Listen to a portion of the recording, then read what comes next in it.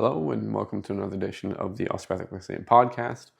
I am recording this one in response to a podcast that I did with two RMTs and a mic, or two registered massage therapists and a microphone. And essentially the aim was something that I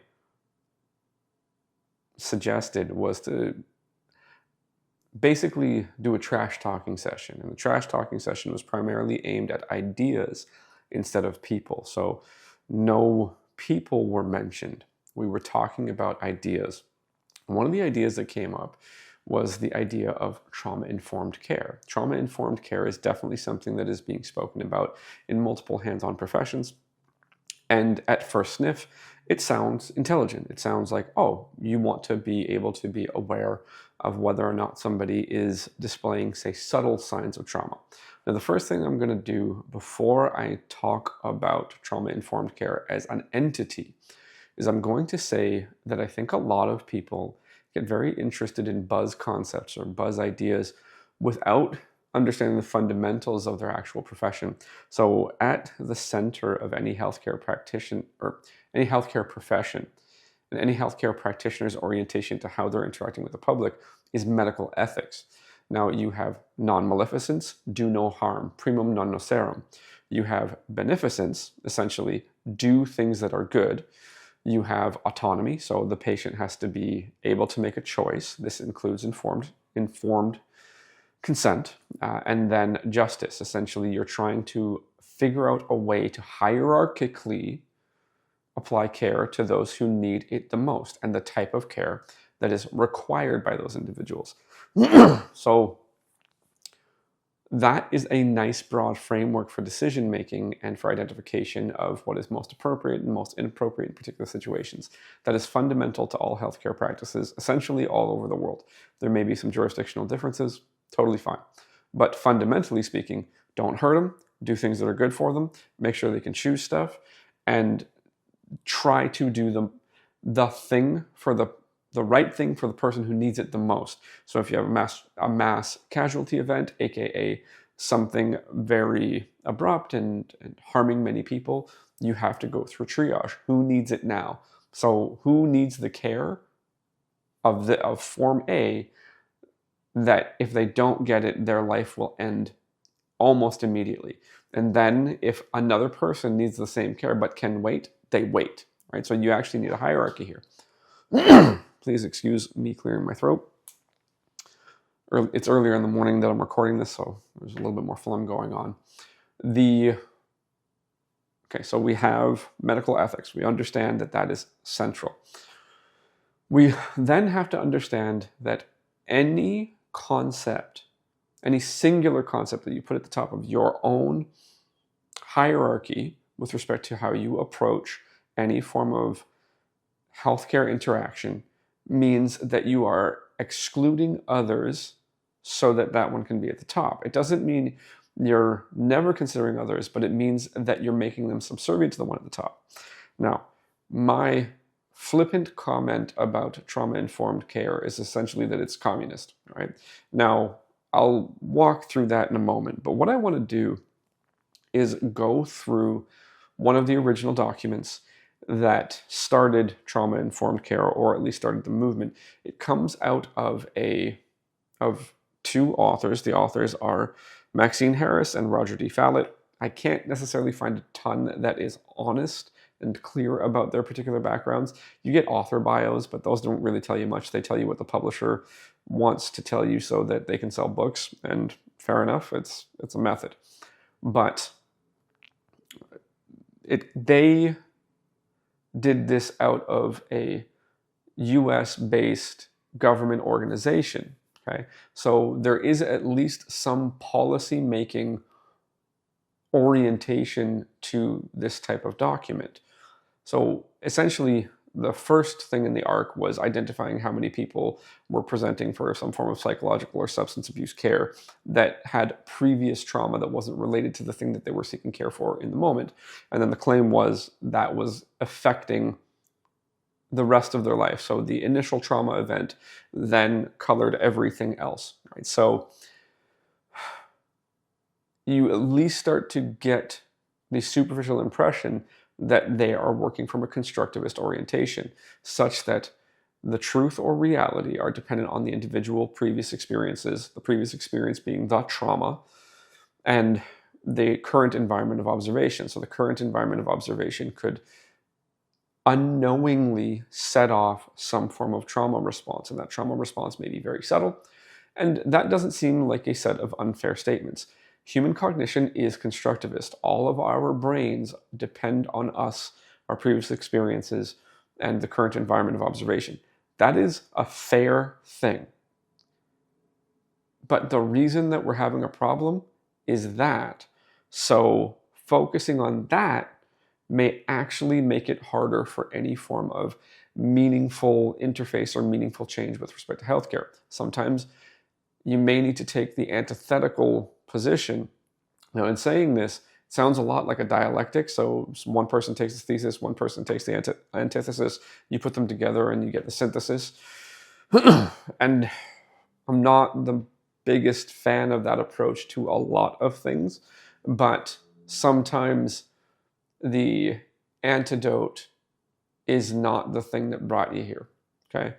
There's some abstraction and lack of concrete example there. So I understand that. So the first one was about 50% of people who seek some form of treatment have previous trauma that is not the current thing that brought them for treatment. Okay, so then what they suggest, the name of this is Envisioning a Trauma-Informed Service System, a Vital Paradigm Shift.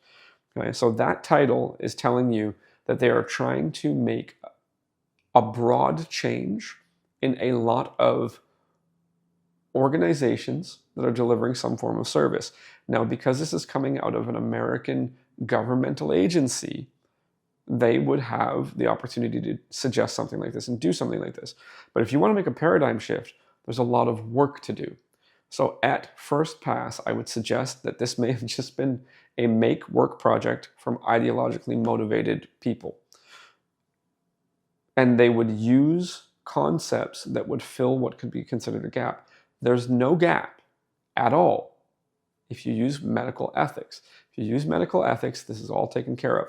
You assess the person as appropriately as you can when you recognize that your assessment is not doing what you need it to do or turning up the information you need it to turn up. You use a different assessment approach. This is incumbent upon you as a medical professional.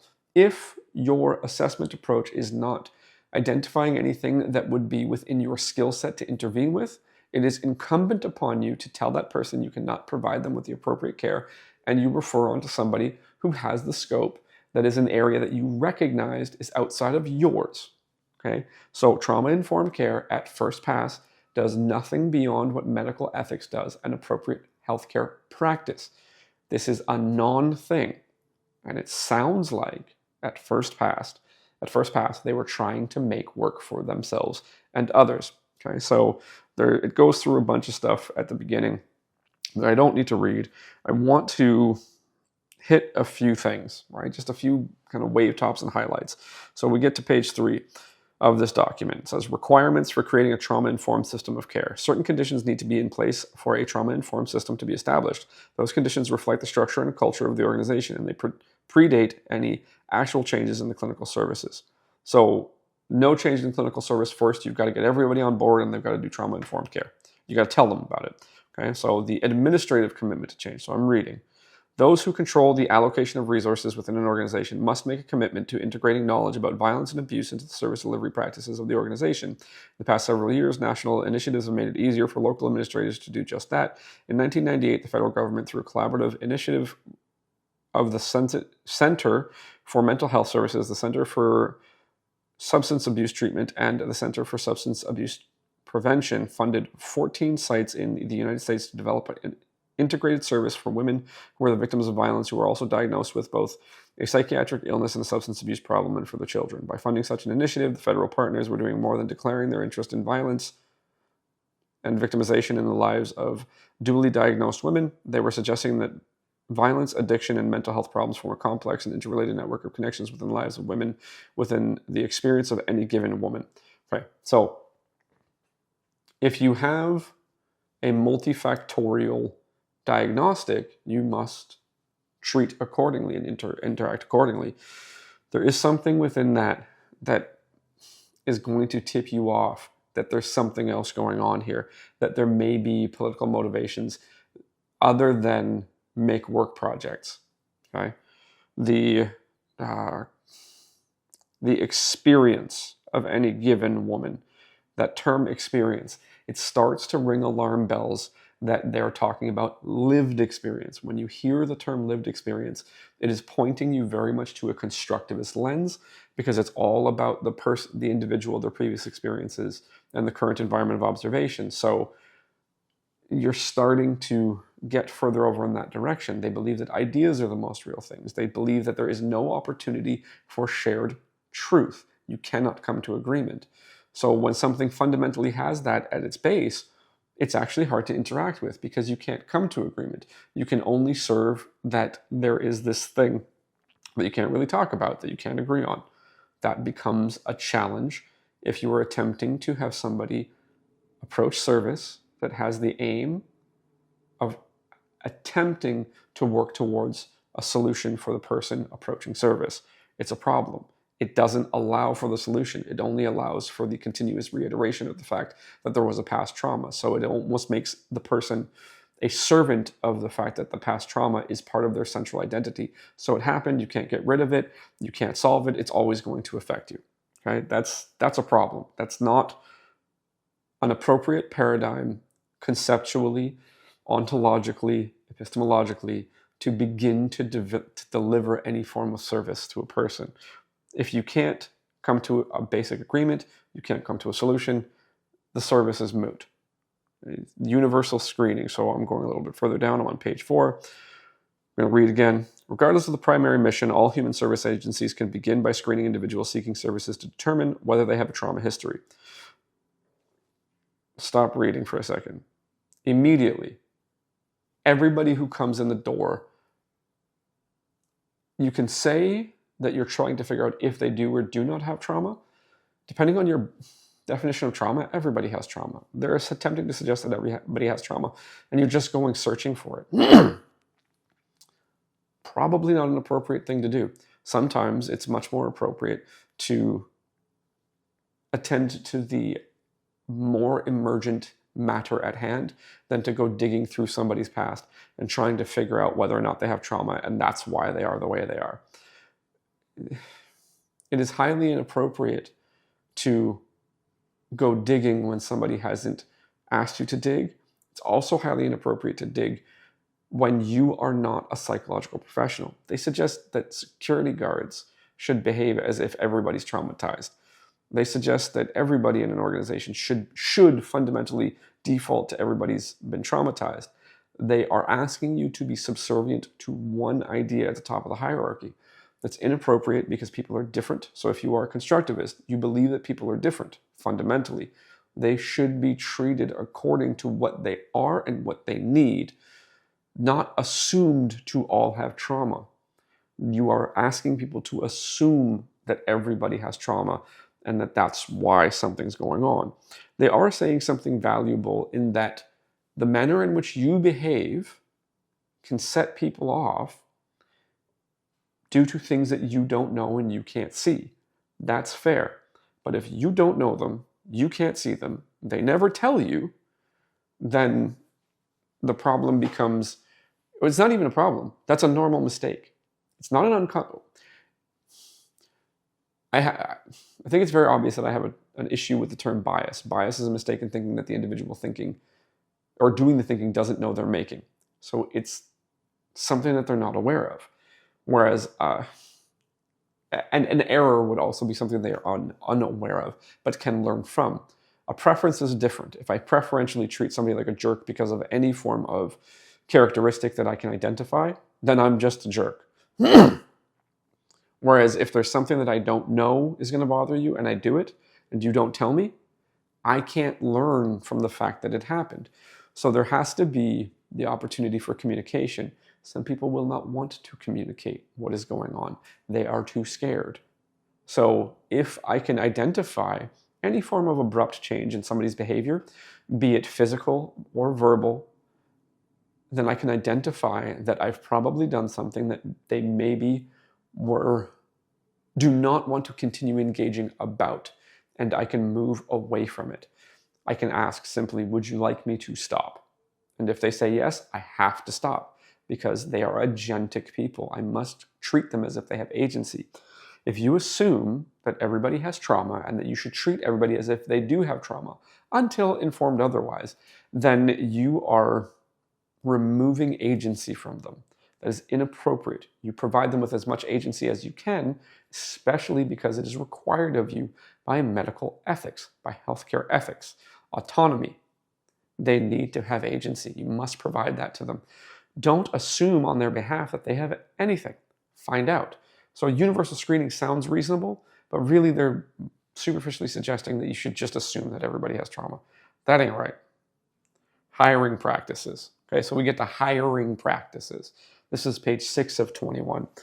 If you're attempting to suggest that you should preferentially hire based on people who already assume that everybody has trauma, you're really attempting to tilt an organization and change an organization. So I'll read this really quick. One obvious way to make a system more trauma-informed is to hire workers and clinicians who already have a basic understanding of trauma dynamics. For most agencies, other than those opening their doors for the first time, such a practice is unfeasible. It is possible, however, to hire 1 or 2 trauma champions. Okay? They are asking you to hire prejudicially. This is prejudicial. If there is some skill set that is required for the job, you should actually discriminate on skill set. They're trying to suggest that you hire people who like their idea, who are then going to advocate for spreading it to everybody else. I get the idea, but this is a make-work project. This could be called an activist type project. They're trying to inculcate it in everybody else. So the people who have no need and no legal right to be interfacing with psychological challenges or psychological diagnostics or treatment, you're asking them to become a part of it. It's inappropriate. Review of policies and procedures, principles and philosophy of a trauma-informed system. Oh, gosh. Do I really want to read that? No, I don't. I think I can stop the reading portion there because it gets us to a point where I can suggest that if you assume that everybody has trauma and that how other people behave could set them off unknowingly, especially to the person who is behaving in whatever way is completely consistent for them, you are suggesting a strong external locus of control. So you are suggesting that those who have had previous trauma do not have control over this. It is everybody else's behavior that is dominating their life and controlling their life. You are suggesting they are not agentic. You are suggesting that they can't take control. So an external locus of control fundamentally says that the actions of the individual have no impact on their outcomes. It's everybody else. That is a victim mentality, okay? Are there real victims? Absolutely. They are in many places. You don't know who they are until you find out who they are. It is very unreasonable to suggest that the best way to approach somebody who has a legitimate issue is to treat them as if an external locus of control is appropriate.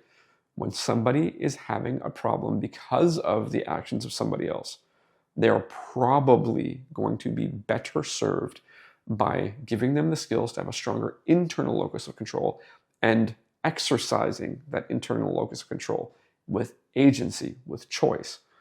It is incumbent upon any healthcare practitioner to treat people to treat people with respect to them having choice that you must let them exercise. They must be able to say yes. They must be able to say no.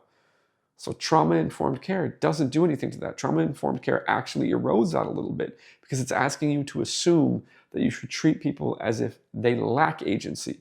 And it is your fault that they are going to feel a particular way. It is an inappropriate interaction between internal and external locus of control. There are things in my life and in your life that are going to be things that you cannot control. They are controlled by somebody or some other group, somebody else or some other group. There are things in my life that I can control. I can have an internal locus of control. My actions, my thoughts, my decisions have an impact on my outcome. There is an interaction, and it will vary depending on the particular time that you look at it and the particular circumstances you look at it in. But if you're asking people to assume that they should treat others with an external locus of control as if it is my fault that a particular thing is going to happen, you are actively promoting removal of agency. It's inappropriate in any form of healthcare setting. You're actually supposed to promote an internal locus of control as if the person does have agency. They do have the ability to choose because you're required to provide that to them. You're required to interact with them in that way. So it's not simply the healthcare practitioner provides that opportunity to make choices to the patient. The patient inherently has that, and you must not take it away. So fundamentally, at first pass, trauma-informed care is actually taking away some of the agency from the patient. That is inappropriate. And it really does look as if this was a make-work activist project at the start, based on the document that I'm looking at. Now, it is entirely possible that I'm reading this incorrectly or that I'm assuming incorrectly, because constructivists would be correct that my interpretation depends on me, my previous experiences, and my current environment of observation. That is a correct statement. However, there is a shared document that many people can read and interpret. So there is something central that can be investigated. Now, if you combine government agency originating this, thinking that it should be blanket, that everybody should be treated the same, you should assume that everybody has trauma, that it comes from a constructivist lens, then you can start to coordinate and point in the direction of, it's entirely possible, I have no proof of this, that the authors were operating more from sort of a top-down approach. A top-down approach means that you got a lot of centralization of policymaking and a lot of centralization of behavior for essentially the same treatment and the same outcome, right? Now, obviously, I'm saying that there's a lack of information here, but this points in the direction of somebody or some group of people that are much further to the left of the political spectrum. And there are good things that can come from that, and there are bad things that can come from that. But the further you get to the left of the political spectrum, the more you're talking about something that approximates socialism or communism. When you use a constructivist lens, you tend to remove agency. You tend to say that there is no opportunity for resolution, there is no opportunity for agreement. And then that just basically turns into fractionation and fighting. I am not advocating for one side of the political spectrum or the other. I am saying that that is the sort of the predictable, visible outcome. When you start to fractionate things and you say that there isn't an opportunity for resolution, there's more opportunity for problems more consistently. And then that unfortunately points in the direction of a political movement that suggests revolution at all times. I will say fundamentally that if you go to the far end of the right of the political spectrum, you run into very similar problems, because these are things where the idea is the top of the hierarchy, and it will suggest that you should get rid of people who disagree with you. Whereas when you get more to the middle of the political spectrum, you're a little bit more likely to have people who will accept that people are not like them, that people have different experiences, that we should learn from one another, and that other perspectives should be maintained. So for me to say something as though trauma-informed care should not be utilized is not appropriate in how I actually view things. What I am attempting to say is that the weaknesses and the assumptions of trauma-informed care don't allow it to do anything above and beyond fundamental medical ethics. So as much as I can point in the direction that it seems to be heavily associated with a general political movement, it doesn't mean that that's the problem. The problem is that it removes agency. It asks for people to be ruled by one idea, and that you're going to end up, as a result of this, treating people inappropriately, right? You're assuming. It's like if you assume that because of a demographic background, that people are more likely to have cardiac conditions. If they come in with a broken hip, you're going to send them to the cardiac ward first, because people of that demographic group are known to have unfound cardiac issues. They just broke their hip. Deal with their hip, and if you're concerned, you can do a cardiac screen after. But deal with their broken hip first, please. It's emergent, right? So, again, I'm trying to draw this together because I was talking trash on another podcast. And I did say that trauma-informed care, it's basically communism. Now, I can draw the line that shows how they relate. I can't necessarily pin it down exactly. The problem with trauma-informed care is not political affiliation. That is not it. The challenge with trauma-informed care is the removal of agency and the assumptions that come with that. And then the reality that you're being ruled by an idea. And it also seems like this is a government agency such that the people who pushed this were trying to generate work and trying to generate policy change to bully behavior. There is a large amount wrong with that fundamentally. And if it doesn't add anything to basic medical ethics and appropriate care for the individual in front of you by identifying what their needs are, as opposed to assuming what their needs are, then it is not helpful. Trauma-informed care is not helpful above and beyond medical ethics. Use it if you like. If it's the thing that helps you get your mind around how to interact with people, I'm not going to undercut it, but it does nothing above and beyond medical ethics. And I would actually argue it has a high likelihood of being harmful if you act as if everybody has trauma without finding out. So if you are a hands-on manual practitioner, you don't have legal access to interacting with people psychologically. You do have the requirement of asking permission for things, of stopping things when the patient tells you to stop, and if the patient's behavior changes abruptly, asking them, are you okay with this, or do you need it to stop, right? The patient is always in control. The practitioner always has the requirement to provide that, or sorry, let me say that more appropriately once again. The patient always has control. The practitioner is not to take it away from them. The practitioner is not to remove agency. The practitioner is supposed to check with agency, to check with autonomy, to check with the decision-making of the patient, provide them the information, ask them if they want to continue, ask them if they want to stop. You don't do that all the time because it's really annoying. But anytime there's abrupt changes in your interface and how the patient is responding to your interface, you need to check in. You don't get in the way of their agency. Their agency is inherent.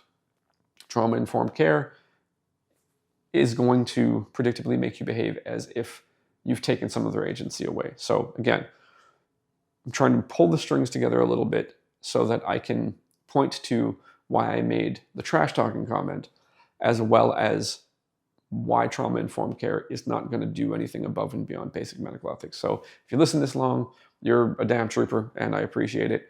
So hopefully you gained something from that, and I look forward to talking again soon.